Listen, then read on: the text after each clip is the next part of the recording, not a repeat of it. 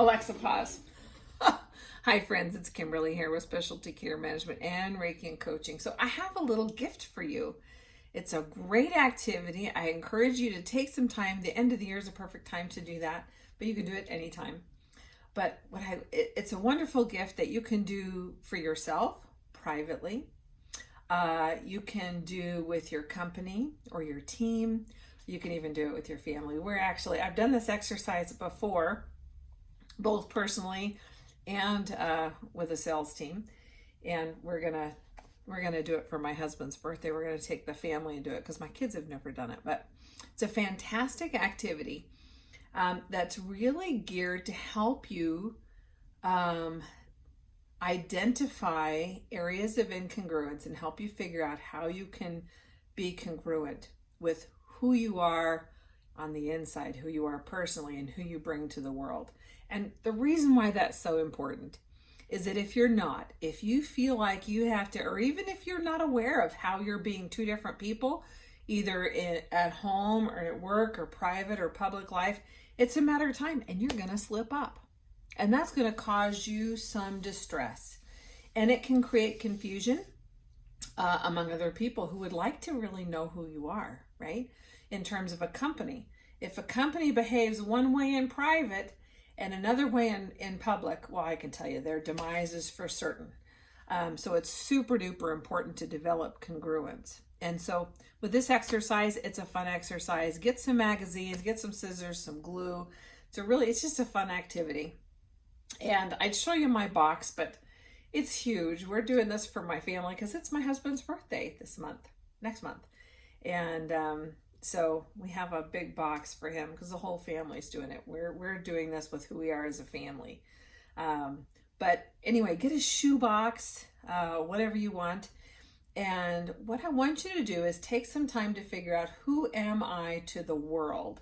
Who do I present to other people? What do other people think of me when they meet me or when they have interactions with me or my company, right? And cut those pictures out, words, phrases, whatever. And you're going to decorate the outside of your box with who you think you present to the world. It's fantastic. If you want to kick the value of this exercise up, do a little survey. Make sure that you're careful. Make sure that when you go to people seeking this kind of feedback, that you know that it's coming from people that you admire and that you respect and that you trust, right? Not everybody fits that bill. So pick a few trusted people and ask them, give me, 5 words or phrases that come to mind when you think of me or my company. What's the first thing that comes to your mind when you think of whatever, my company or myself? And you want to see, is that what you think you're projecting? And then get really congruent with that. If 5 out of 5 people come back and they say, well, you know what, you're really domineering or you're really powerful, you might not think you are. But that's who you present, right? So really important to get clear on that.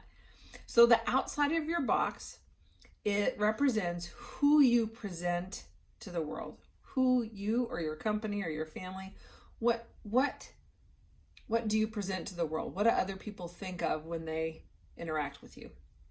The inside of the box, this is where you're going to decorate with things that reflect the private self. What is it that people don't know about you? And not everything that, people don't need to know everything about your life, but you do want congruence, right? So people don't have to know, how many times you've been divorced or what kind of traumas you've been through. I don't know that builds people. Those are selective things that we share when they're needed, right? So you don't necessarily bring all that stuff up, and that's not the kind of things that I'm talking about. But you might put like serious. Maybe people think that you're the life of the party, but what they don't know about you is that you have to work on that, or that you're very shy by nature. Or maybe people think that you're very powerful and you're very insecure, right? You feel insecure, so that would go on the inside of the box. And then, so what you have at the end is you have a box that's your outside self on the outside, your inside self on the inside.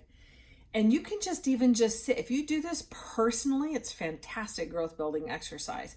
You can sit with that with a few trusted friends, or even if you're working with a professional coach, which I highly encourage, or even a counselor or a therapist.